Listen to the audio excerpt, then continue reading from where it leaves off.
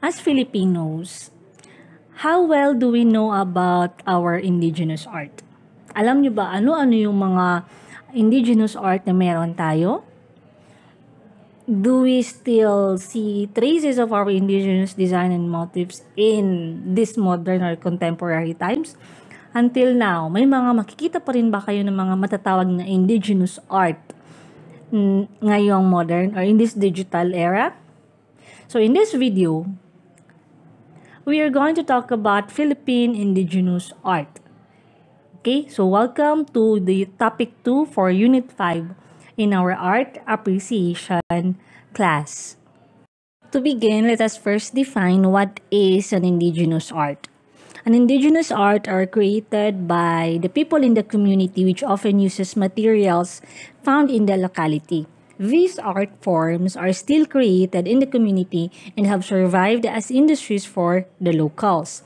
When we say indigenous art, yun yung mga artworks or art crafts na ginagawa within a specific or certain community and made by the people in that community. And of course, they make use of materials that is found or resourced in their community, in their locality.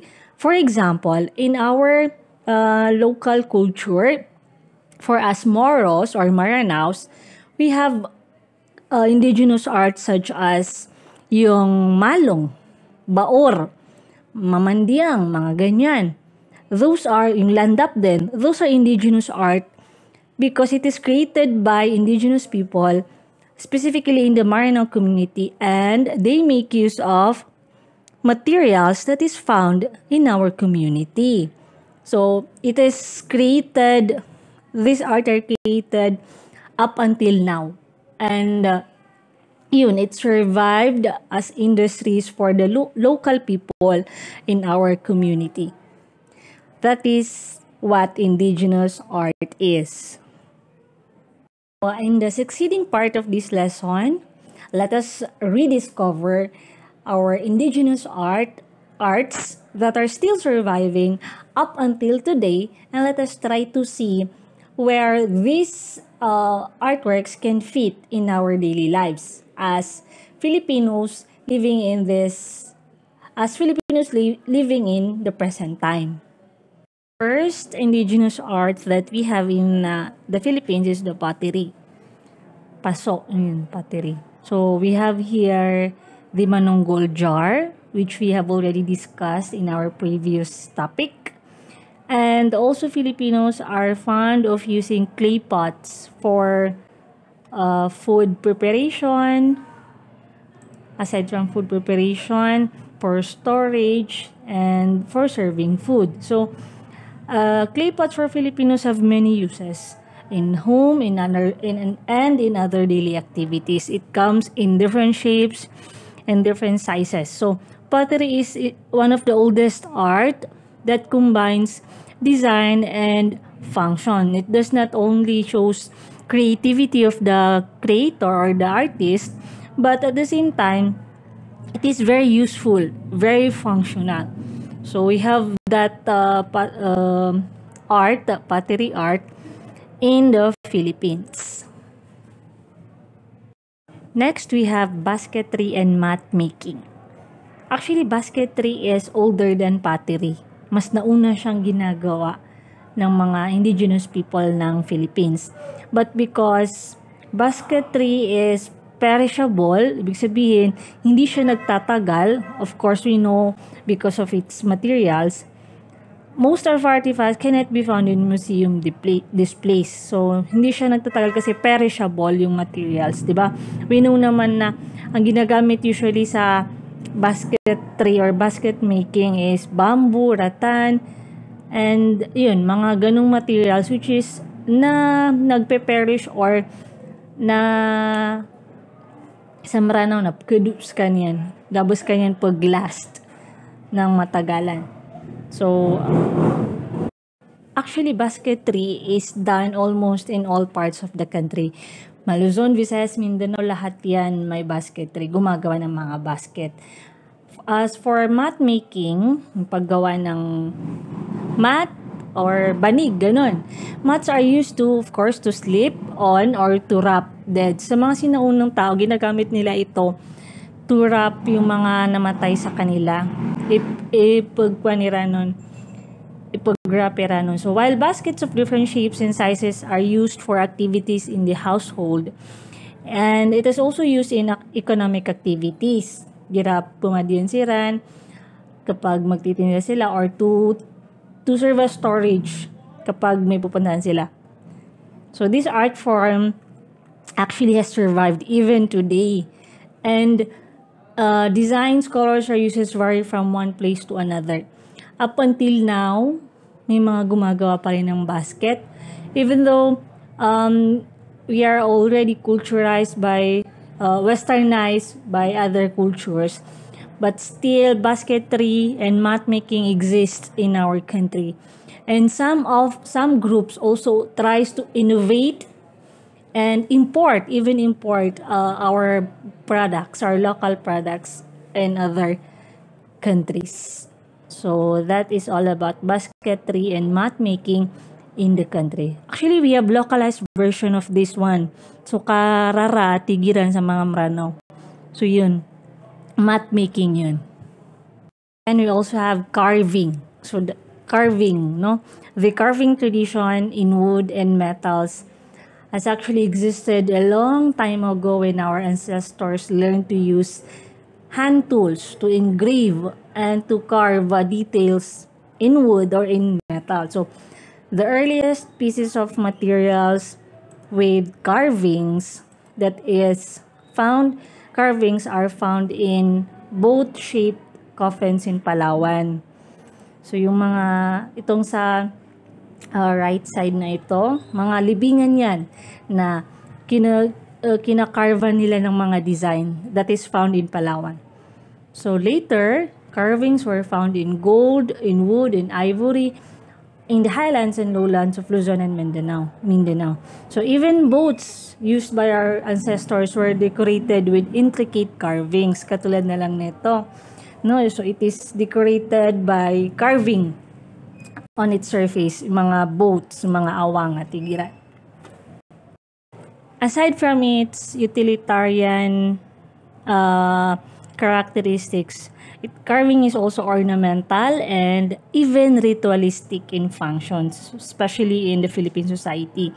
So, we have here a picture of a carver, nagka-carve, no, of Paete, Laguna. So, sa Paete, Laguna, sila yung pinaka matagal nang gumagawa ng mga wood carving na actually they are known for their masterpieces na yung mga masterpieces nila, it includes religious icons and others. Gumagawa sila ng mga ribulto, mga religious icons, religious figures made up of woods. So this tradition exists today. Up until now, gumagawa pa rin sila, and they display the skills and love for work and diligence of our as Filipino carvers. So ito sila, gumagawa ng mga ribulto. Sa Paete, Laguna yan. And of course, locally, in our place, specifically here in Lanao, we also have carvings, no? So we have baor making or uker, yung mga debakan, mga kulintang, so tagun sa kulintang ang mga kayo, di ba? Gina-carve yan. Our torogan, di ba? It is usually decorated by carving. So, yan. And it is still existing, di ba? Up until now.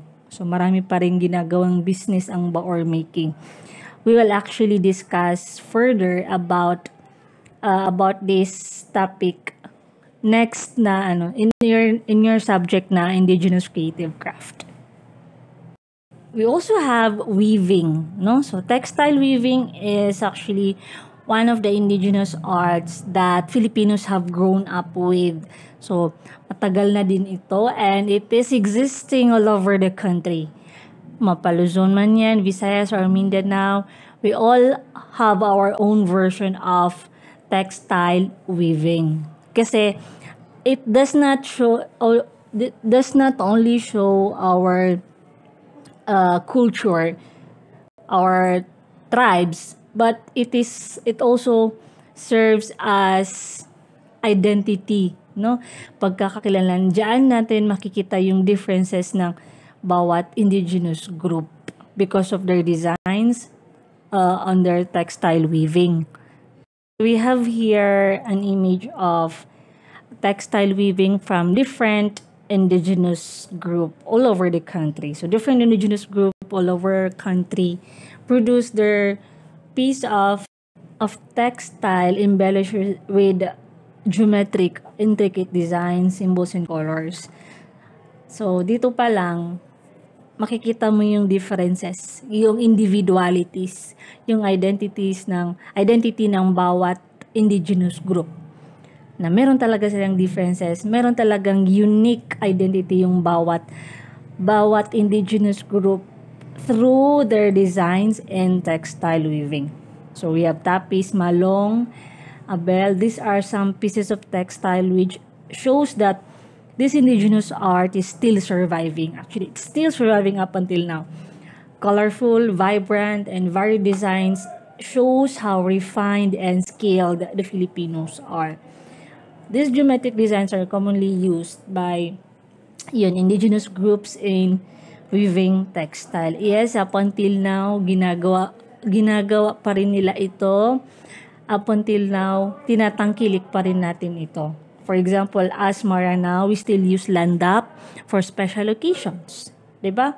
And for other indigenous group then, up until now, they use these textiles.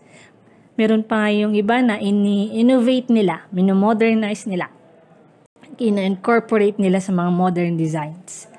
So yes, weaving is still existing. And it is one of the indigenous art that we have in our country and exists in every part of our country. And lastly, we have jewelry or jewelry making. So jewelry is example of an indigenous art that is made only for adornment.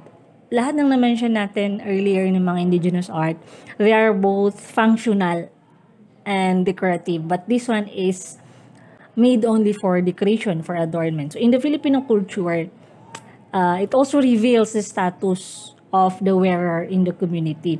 Jewelry as ornament, it's not just for beautification, but it also symbolizes status of the person who is wearing that piece of jewel.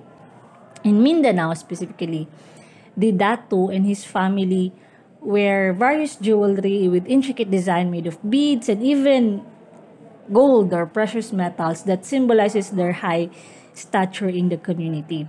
Even warriors and women, as member of a community, they create their own jewelry for adornment, which symbolizes their activities and accomplishments in the community.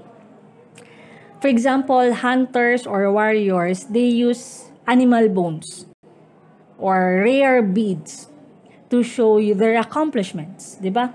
And actually, up until now, jewelry still exists as symbol of status, di ba? Even in our own culture as Maranao, pag marami kang gold, you are believed to be someone who has high stature or someone na may kaya or yun.